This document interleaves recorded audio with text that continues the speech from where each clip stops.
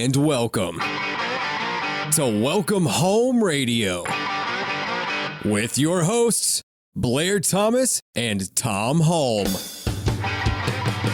The waters in the mortgage industry can be pretty muddy. Luckily, Welcome Home Radio has the answers for you, the consumer. And now, here are your hosts, Blair Thomas and Tom Holm. And welcome to Welcome Home Radio. It is January 22nd. Boy, we're finally getting some winter weather around here a little bit. That's it's why still I wore a little my wet. Dallas Stars hockey cap I today. see that. I see It's that. hockey weather. Hey, I'm not going to do a historical intro. I am going to talk about New Year's resolutions. Oh, let's do it. Now, what is a New Year's resolution? It's a tradition most common in the Western Hemisphere, also found in Eastern, in which a person resolves to continue good practices, change an undesirable trait or behavior to accomplish a personal goal or otherwise improve their life.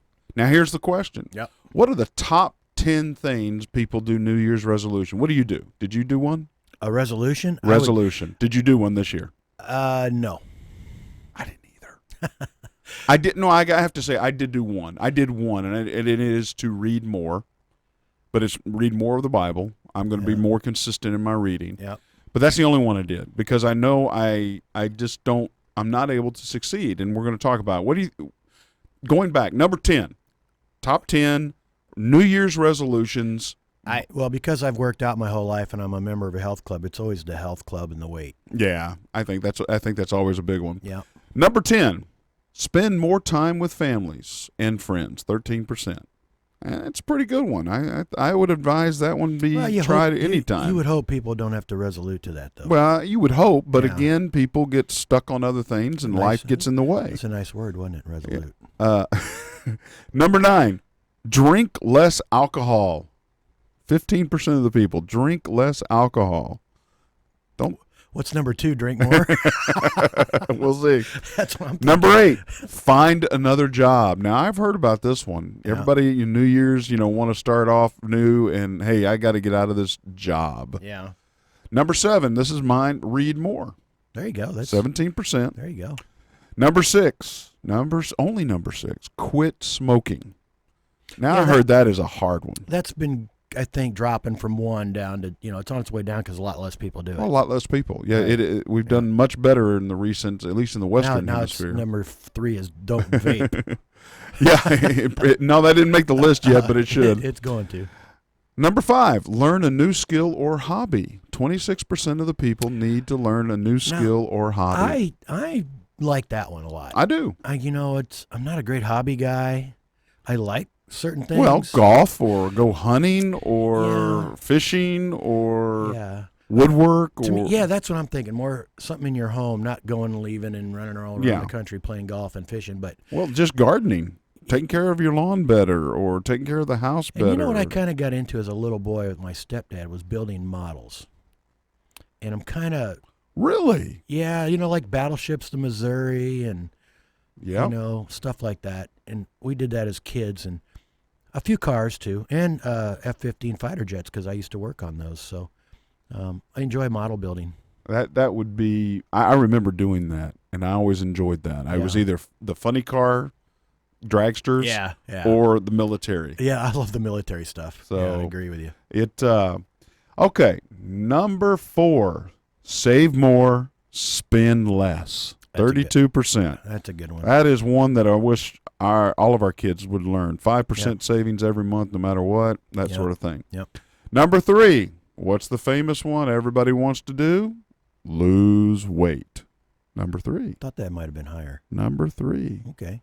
Well, I got a feeling all the next 2 are combined with that. Okay, let's go. Number 3, lose weight. Number 2, exercise more. Well- Well, yeah, I want to exercise more so I can eat more. I mean, that's what I want to do. Yeah, I guess there's that low, you don't get your heart rate up as high when you're trying to lose weight. Yeah. But if you're already in good shape, then you want to get your cardio high. So I kind of get it. Yeah. I can see the difference, but again, they are combined. And then number 1, I really don't know how they decipher between all these top 3 for the diet or eat healthier. Eat healthier. So now all of a sudden I'm going to cut out the kale For me, Yeah. I'm going to cut out kale. We could do a show Cut out on sugar. real estate and lending and diet. Diet. We can save your down payment by just dieting. Yeah, we could do a lot of stuff. Yeah, stop going out to dinner or stop doing this. I mean, Yeah. I'm sure there would be a lot of ways. Well, that's New Year's resolutions. Now, Those are good ones. what percentage of the New Year's resolutions fail? Let's National see. average. National average. I'll go, since you did 10, I'll just do an even number. I'll say 70%. You're off by 10%. Okay. 80% of the New Year's resolutions fail. And do you know by when? February 1st. No. That's my guess. Well, that's a pretty good guess, but you're short a little bit. Okay. January 17th, it's called National Ditch Day. Ditch your New Year's resolution Wow. is January 17th. I could not believe it. By 17th, we've given up on 80% of our New Year's resolutions. Yeah. Can you believe that? Yeah, I guess I can. It's when you work out at a health club and you show up January 2nd or 3rd, when it opens back up after New Year's, and you see a lot of different people. Yeah. And that might be about the right date when they quit, When they quit going. because I think like 70 to 75% of their subscribers don't use the gym. No. They support the gym with monthly Yeah, payments, yeah. but they don't go and use the equipment. I think what's going to reach the top 10 in the next 3 years. The next 3 years, Okay. this is going to reach the top 10. Okay.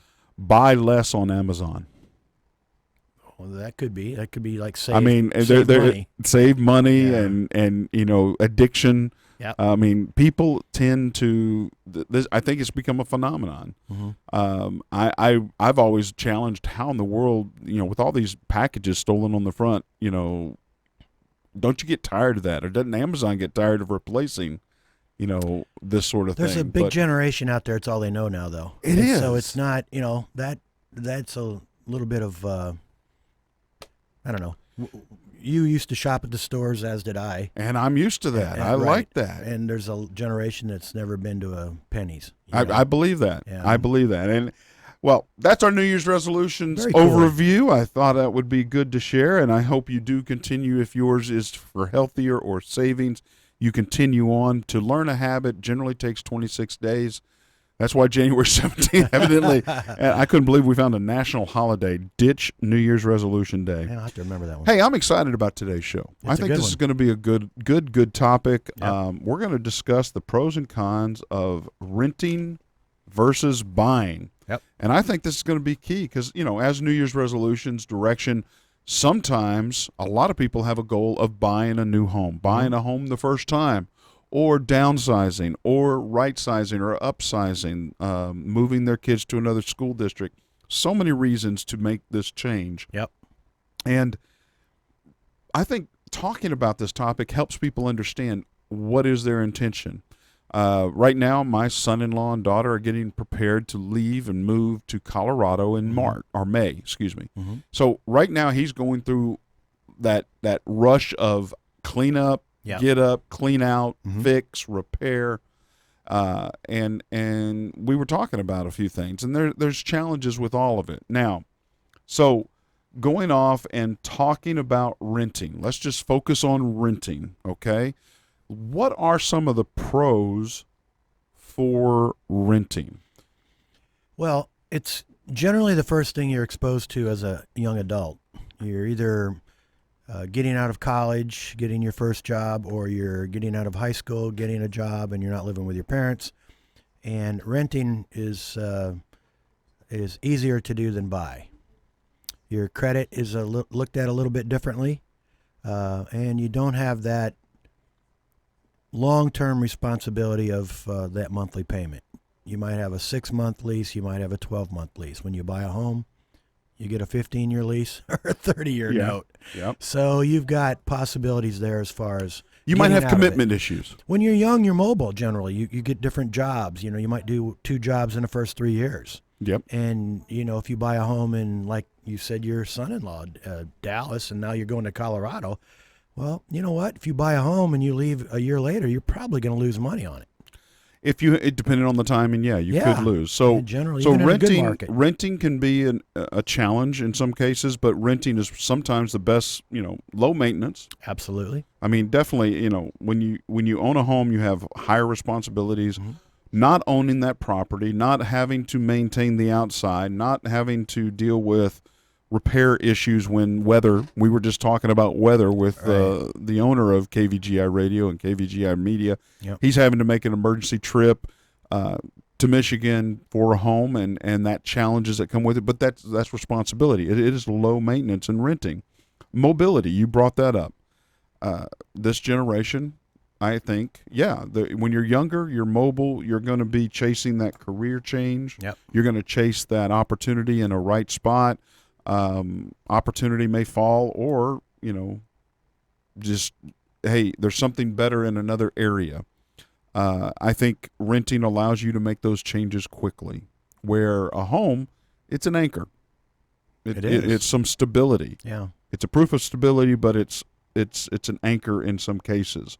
I agree with there's less out-of-pocket cost, because ultimately you're not gaining any equity in the home or other location. Right. You're paying somebody else's mortgage, in the sense that's I like to say. Yeah. But it's possibly good for the other reasons of social life or sphere of influence or travel desires, Yeah, it's or like all anything. of that. It's a free market society. So, if when you're young and up and coming, you probably don't have a lot of money in the bank. You're probably still in debt a little bit from something in your past that you had to purchase, be it an education or that car or whatever. Well, but renting also allows you to be in a geographical location that maybe buying is not possible for you at this time. Well, you can also share the cost of renting by getting somebody to live with you. Yeah. You can split the rent. So, $1,500 a month becomes, $750 Or $500. or however you want to do it, right? Yeah. And So so that again takes back your social, economic, and geographical location desires Right. into a potential solution as opposed to a ownership solution. Yep. Because if you look at Uptown, as they call it here in Dallas, it's a high fancy condominium lifestyle. A lot of it, I would say, New York or European, where residential on top, commercial or Right. market on the bottom. And a lot of people can't afford to buy down there, but they can rent and have 3 or 4 friends. Well, that's where rentals. very good. There's a similarity on rent and buy in that situation where you're talking, a downtown area like Dallas or L.A. or Atlanta or some other city. Rentals are high there too. Yep.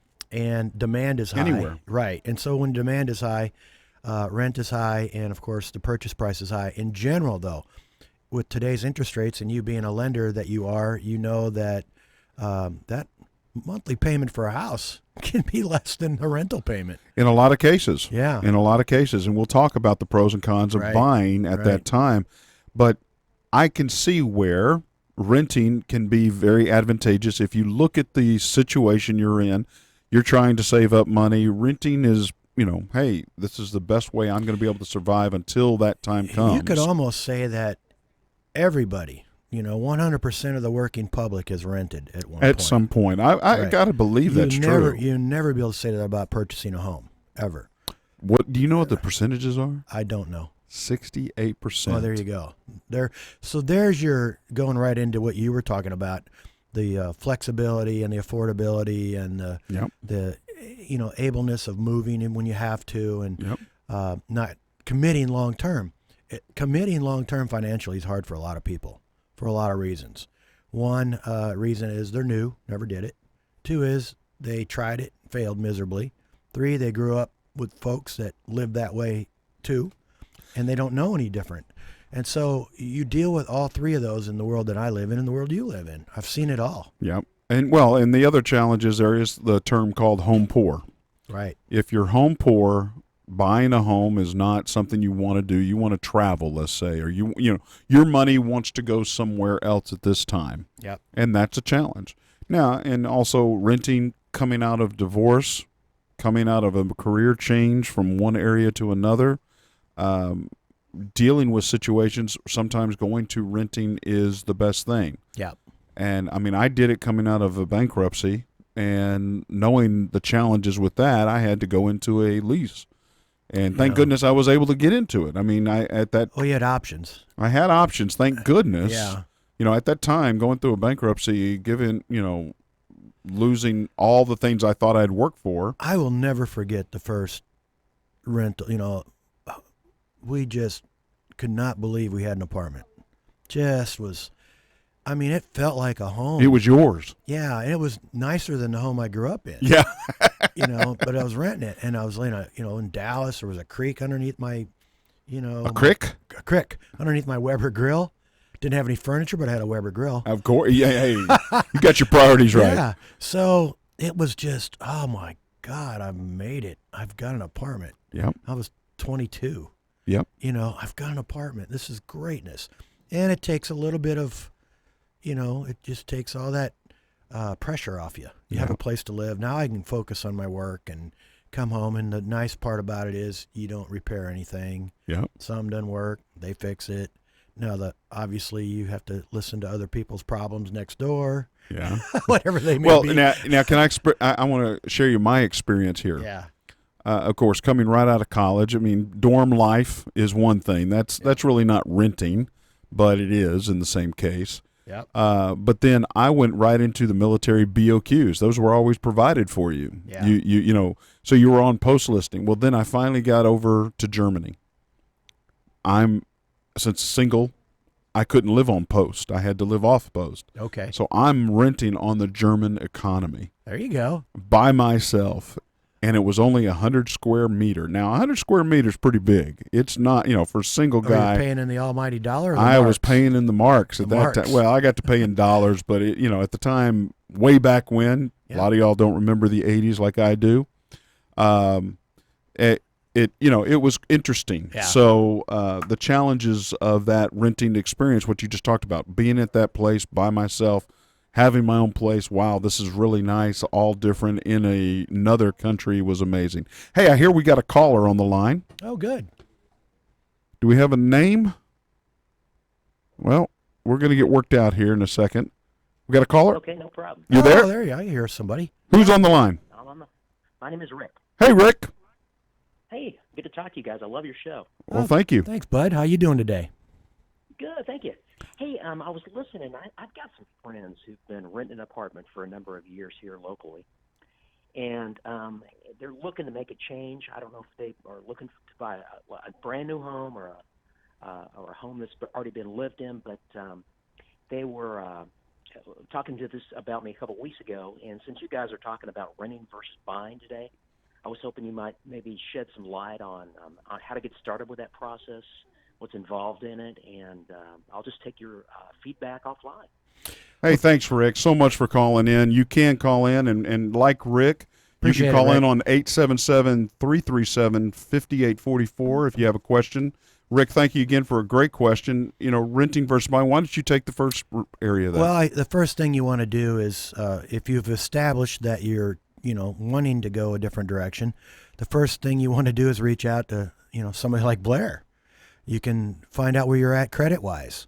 You're either ready or you're not, and if you're not, Blair can certainly get you in the right direction, the right frame of mind, and say, listen, you're not ready now, but in 3 months, let's do this.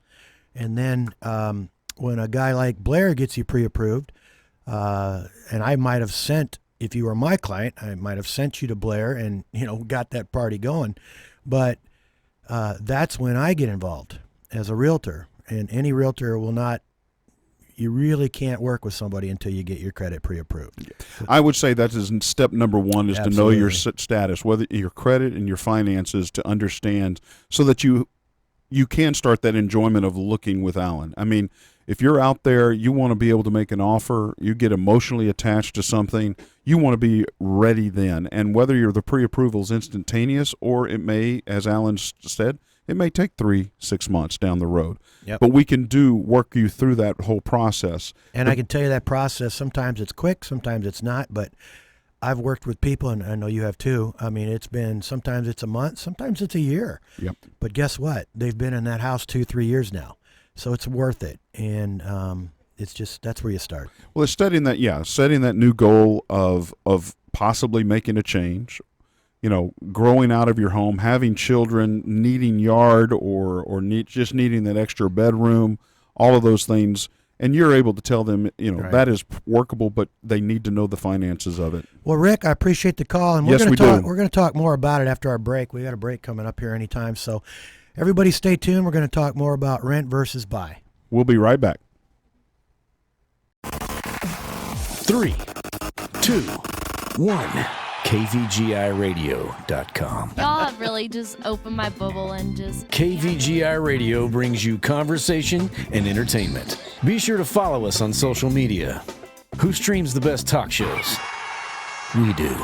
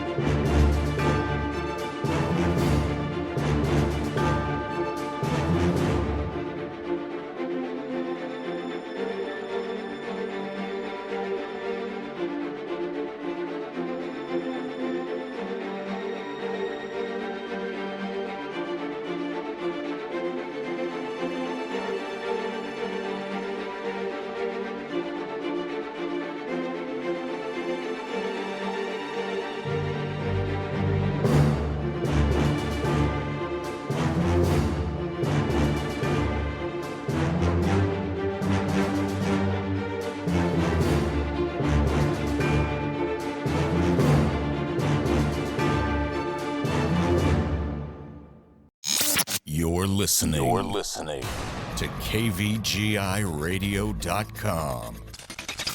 Streaming live from the KVGI studios in Frisco, Texas. Live without limits.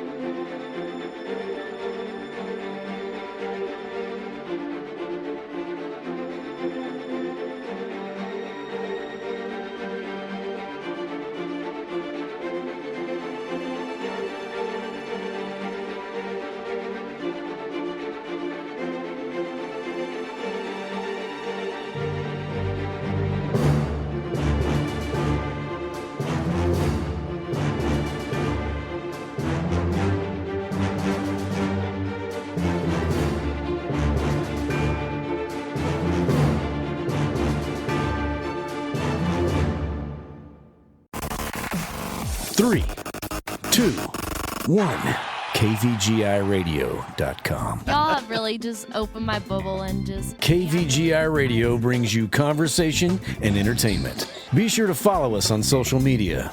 Who streams the best talk shows? We do. Camera. Hello Yeah, I and can. welcome to Welcome Home Radio with your hosts, Blair Thomas and Tom Holm. The waters in the mortgage industry can be pretty muddy. Luckily, Welcome Home Radio has the answers for you, the consumer. And now, here are your hosts, Blair Thomas and Tom Holm. And welcome back to Welcome Home Radio. It is January 22nd. And Rick, we appreciate you calling in. If you don't want to call in, but you want to follow us, you will also find us on Facebook Live. You can ask your questions right there, streaming on KVGI Radio. And you can find us on YouTube at KVGI Media Group now. So go in there and like us. And Tom didn't make it today. I'm Alan Pace. I just wanted to say hello. And Tom, how you doing, buddy? I hope he gave me the Saub story. He's not at the 19th hole. He's not on his yacht. He's actually having to work giving a test to his future You know what I think? lenders. I think it's Super Bowl is coming up, and he's at the Copa. Copacabana. Yeah. Hey, who knows? Who knows where Tom is at? He said he's going to call in possibly, but, I just never assume or take that. We're talking renting versus buying. We talk some pros and some cons. I think one of the things that we want to get back to renting is some of the con areas. You can't take what you live in and change it in any way. It's going to stay that way no matter what. Remodeling, painting, taking appliances in and out. You're just not going to be able to do that when you rent. Yeah. You're not going to be able to customize it to your likings totally. Now, hopefully you've done your research walking in, hey, I like the place, I'll be able to enjoy it, but you will not be able to do any major decorating or remodeling. The other is, I think this is the biggest con to renting, which is you're helping someone else pay for an asset that you'll never have value in at any time. Yep. I mean, you're actually investing into somebody else's asset for the future. Right. And you're paying their mortgage. You're doing, and that is the one thing that I think so many people are challenged with and in renting. But again, it is a great solution. And like you said, 100% of everyone has rented at some time. I think so. I believe that. Have rented I'm some. sorry, we got a sign from our production.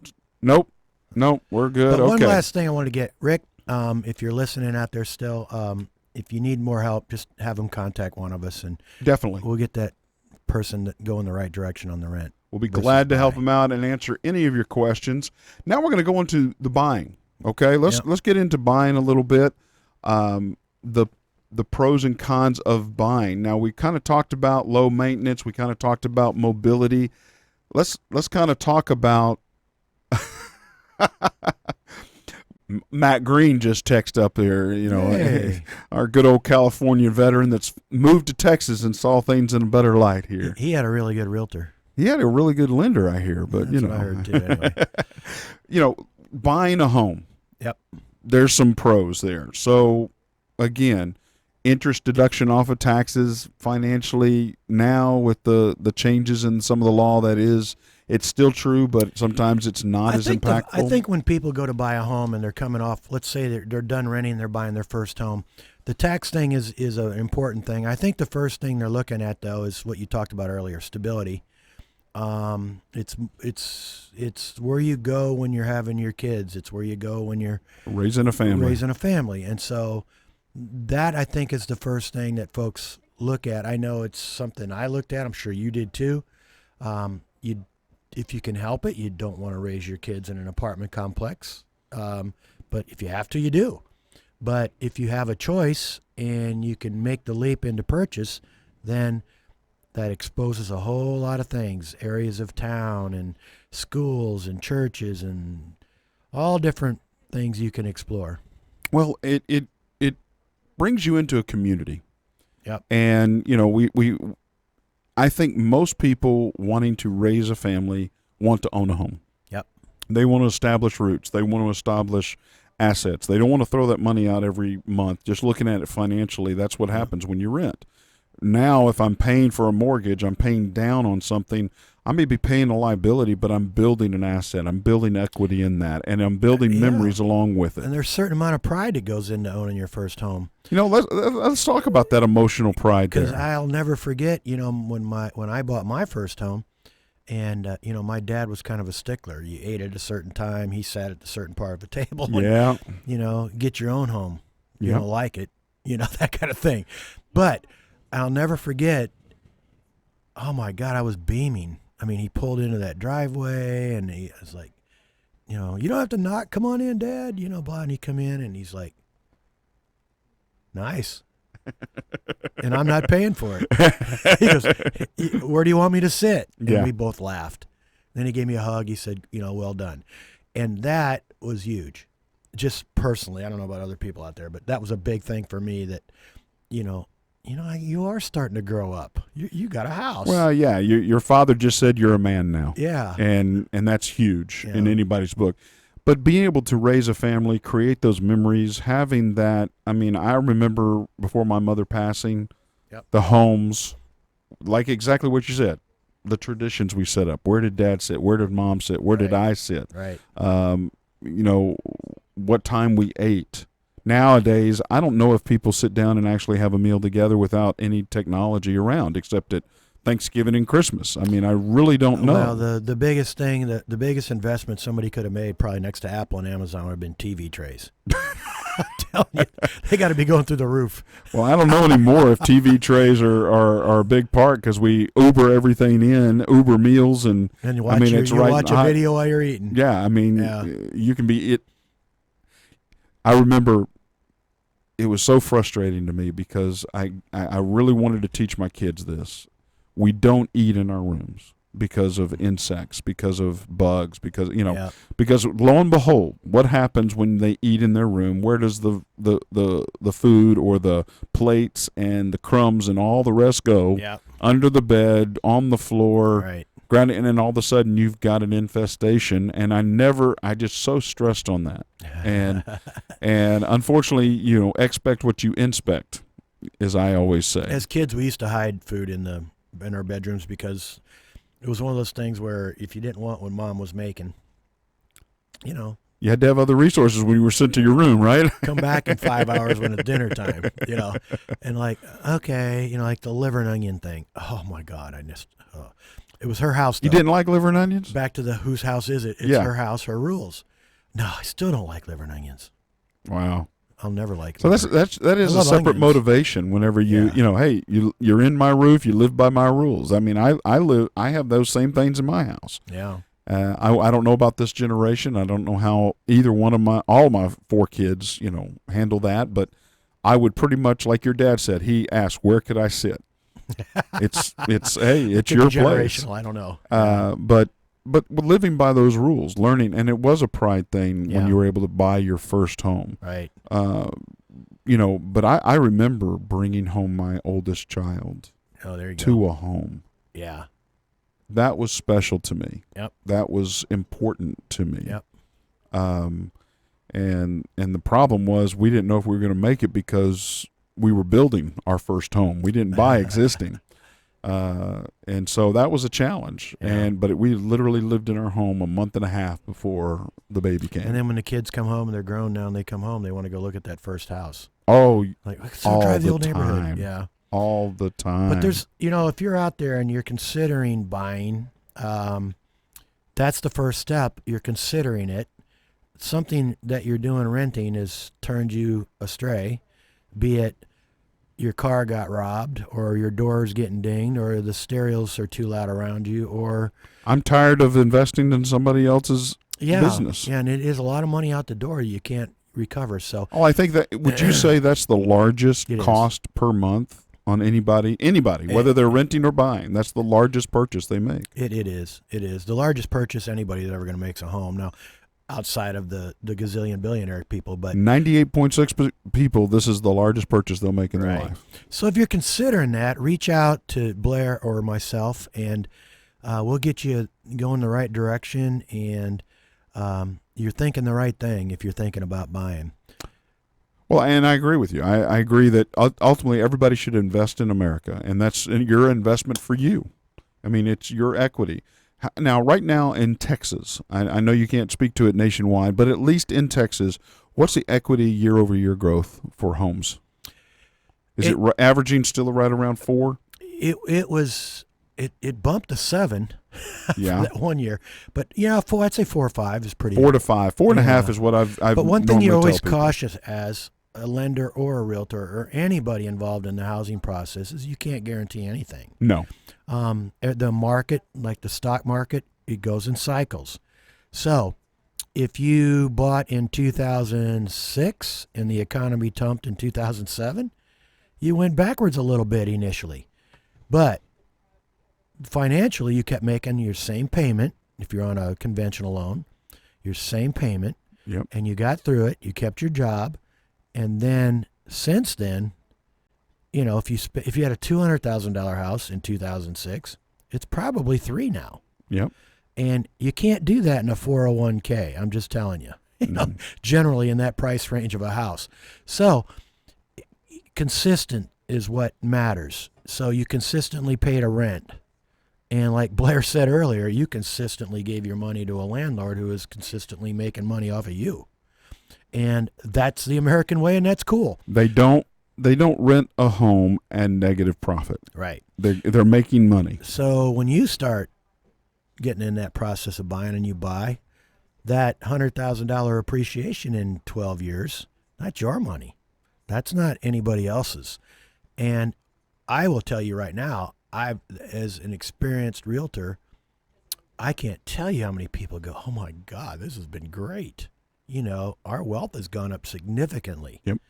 And that's not pie in the sky. That is, on average right now, a very, very easy thing to say that people have made a lot of money on their housing in the last 12 years. Well, let's answer that by giving some real basics understanding. When people after their first home, normally they don't stay in their first home longer than 7 years. It's normally more like 3, 4, maybe 2, because they're ready to upgrade. They're ready to move. When they go from their first home to their second home, when do they normally move? From 200,000, they're moving to what? 350, 320, 300. They normally have built equity enough that they're moving up. There's a couple upgrade. reasons people move quickly. Okay, one is job change, promotion, things like that. Now that matters on how much house you're going to buy. Yep. Quickly, because I don't care what anybody tells you, you don't make a fortune on a home in 2 years. No. So if you're there 7, 8, 10 years, you've probably done all right and can afford to make a change and have some equity in your home. So it just depends on the situation of that particular family. If you're talking promotion, like maybe your son-in-law moving to Colorado for a reason, then yeah, it costs more money to buy a home in Colorado. They're going to buy a more expensive home. So, but then again, they're making more money and that's what they're going to do. So, but on average, I see people stay, you know, I think their intentions are 2 to 3 years, but I think realistically, I see more 5 to 10 years in their first home. And then they're able to make quite a change. And sometimes it's dramatic. It's like from a $200,000 home, which after, you know, the 10 years is now worth 3. So now you've got that equity that you get when you sell the home. Yep. And you put that towards the purchase of a new home, which is probably $350,000, $400,000. Plus you got low interest rates in our lifetime. And I'm just telling you, folks, I know the media pounds on it, but it's one thing the media does tell the truth about. These are low interest rates. They're very low interest rates. Very. And What did you buy your first home? What was your interest rate at? 14.25%. Yep. Yeah, that is 14.25%, folks. And I bought a stripped Nissan pickup truck with nothing on it. Okay, just radio and air conditioning, and that was all. Yeah, but that only cost you $700. The interest was $19,900, and that's only because I had a college degree and I could prove that I had a degree. Otherwise, it's going to be $21,000. So when you grow up in that generation and you see what happens today, you know, a lot of people say, well, you know, things are different. Well, they are. Your money goes a lot further on a home today than it's ever gone. Yep. You very know, true. so I would say to get to the thesis of this show, which is rent versus buy, if you're in that situation where you think you can buy, don't even worry about if you can or not. Approach somebody that you trust in the business and find out. Don't go online and any old place that says. And yes, please don't ask your friends. I know your friends are great, and my friends are, but I'm going to be honest with you. Yep. They don't know all the real answers. Get a professional in the business. Hey, we'll be right back. We're talking pros and cons of renting versus buy. Stay tuned. 3, 2, 1. KVGIRadio.com. Y'all have really just opened my bubble and just. KVGI Radio brings you conversation and entertainment. Be sure to follow us on social media. Who streams the best talk shows? We do.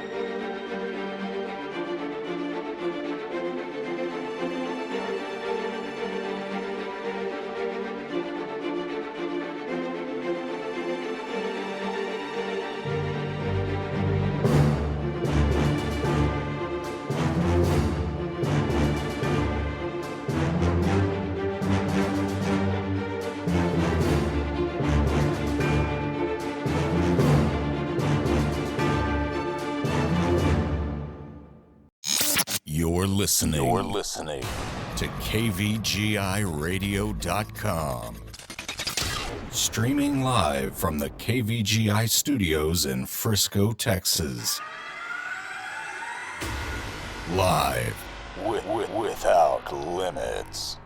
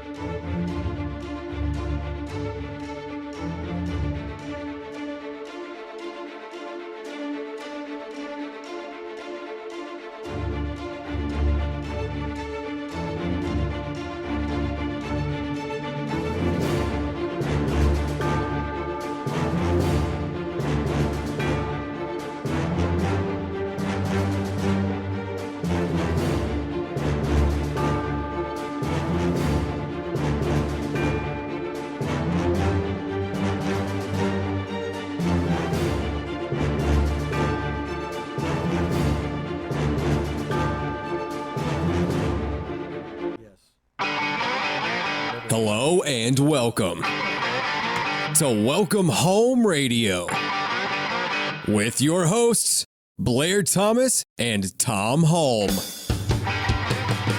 The waters in the mortgage industry can be pretty muddy. Luckily, Welcome Home Radio has the answers for you, the consumer. And now, here are your hosts, Blair Thomas and Tom Holm. Hey, welcome back to Welcome Home Radio. Again, January 22nd, Alan and I are here talking pros and cons of renting versus buying. Nobody wants to squash anybody's dreams, and buying, of course, is a part of the American dream. But again, we do need to bring up one of the aspects of the pros for renting was maintenance. Well, there's going to be some heavy maintenance with a home. You're going to have to take care of that house. You're going to have to mow the lawn. You're going to have to do the maintenance on the HVAC system and or the windows, the electric. Well, let me put a little thing in there. First off, you don't have to. You might want to, but it's your investment. People are different. Their values are different, and if they don't want to do it, it won't get done. Well, it won't. Yeah, exactly. Right. Or they can pay somebody to get it done, and there's a cost associated. But yeah, I understand. There is maintenance. That's one of the challenges I think a lot of people, especially their first home, have to go over. The next one, really, lack of mobility. If you're weighing more into the family, growing the family, it's not a bad thing, especially school districts, geographical location. But you lose a little bit of mobility in the sense of owning a home. It is an anchor.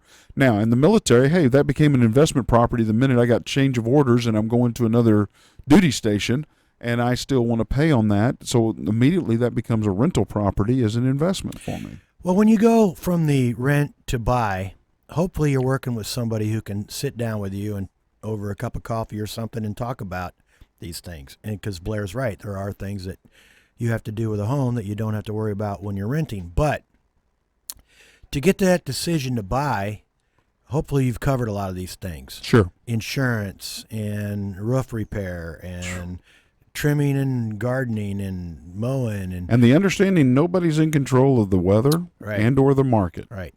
So what you want to do is, and since we're talking about rent versus buy, you want to prepare yourself. It's like anything you do. A new job, you want to be ready for it. You're going to buy a car, you do your research on whatever site you deem trustable.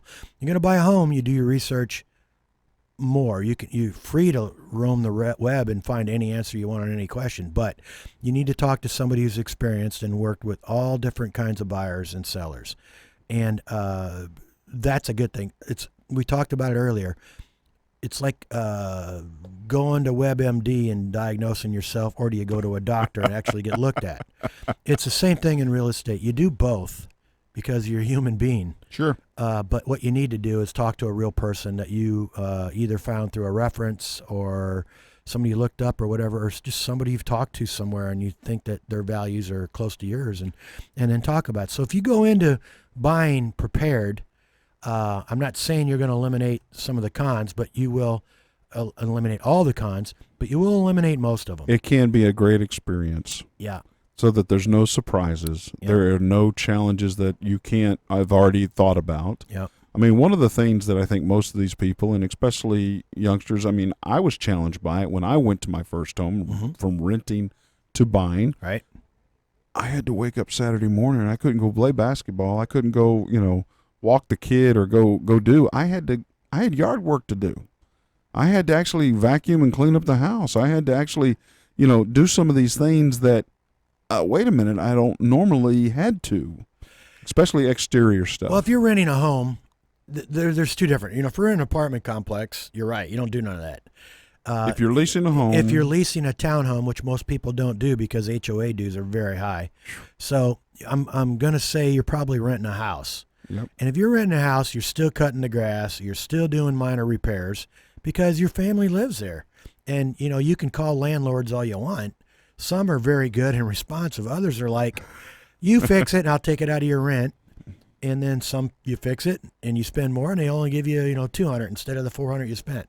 But you're in your home. It's your home, even you're renting it. And that's the similarity. When you buy it, it's your home too. So I think the difference is if you're renting an apartment, everything you said is 100%. No responsibilities, zero. Yep. You rent a house, you're already used to probably about 80% of what you're going to do when you buy a house. The transition's a little bit easier. The difference is, when the big ticket things go, the roofs and the air conditioners and furnace and water tanks, things like that. And just so you know, if you're not experienced at buying homes and you're thinking about it, we write into a contract for you a home warranty. that covers you for 1 year from unnecessary expenses. So when you buy something, you have the realistic expectation of it working. It's been inspected. It worked. But you don't know a month later that hot water tank might go kaboom. Mm-hmm. Well, there's ways to keep your loss to a minimum. Again, if you're going in with an experienced agent and lender, if you're going in right, you'll get taken care of. So cons are a major thing when it comes to you don't know what you're getting into. Well, and I think going back to, I think you really summed up this whole show. Talk to an expert. Yep. Do your research. Discuss this. Don't make snap decisions, because snap decisions generally cost you money and or time or equity. But to research and really understand the market, understand what you're wanting to do. Plus, there's so many questions on your side. Where do I want to own? Where do I want to go to school? Where do I want to go? Am I closest to my job? Where am I closest? Mm-hmm. All of these things come into effect, and all of a sudden, a substitute teacher can't buy in Capel. Right. Even though you want to, we got the champagne dreams, you got a soda pop budget, and it's just not going to happen. You're going to have to rent if you want to live anywhere close to that or in there. But to understand that direction and try to get some of that advice and know what it's going to take.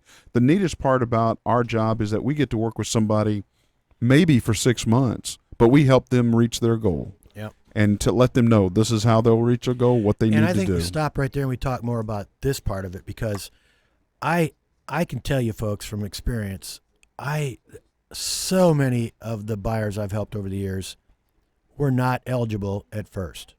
They just weren't ready. But what they did different is they reached out, or my marketing reached them and they gave me a buzz or an email or a text. Sure. And they had questions, and we have answers. Yep. And those answers will get you going the right direction to purchase your home. Yep. Like I said, everybody's different. Every situation's different. Sometimes it's quick. Sometimes it's not quick. But if you've rented your whole life and it takes a year, that's not really slow. That's really kind of a good change in your life. And so the first thing to do is reach out, and don't be careful with the websites. I just want to caution everybody there. If it's looks too good to be true, it certainly is. It is. Nobody does anything on a web page for free. They're getting money from when you're clicking on it, or they're getting money from when you call them and they talk you into a program that leads you nowhere. Yet you're tied up for monthly payments. So you got to be careful.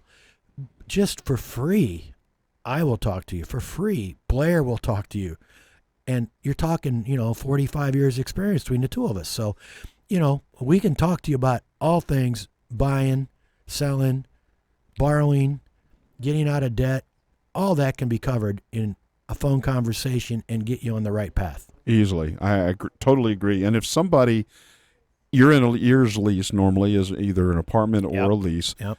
6 months out, you need to start your investigations. You need to minimally start at 6 months, maybe 9 months. Minimum. And give yourself time to make those changes, to adapt, to save up the money need for a down payment, and the minimal. Now, also, anything you find on the web, make sure it's for your area. There are different requirements for California or the East Coast than there is for Texas. Yeah. And the unique programs for first-time homebuyer programs right here in Texas are available to almost everyone. Right. There's resources. There's solutions. I mean, the veteran program is unbelievable. No down payment required. But there is a civilian one as well. It's called USDA. Yeah. Now, the only limitation is geographical. If you're able to work around that, then yes, there's a program for you. So again, do not be scared of any of these challenges.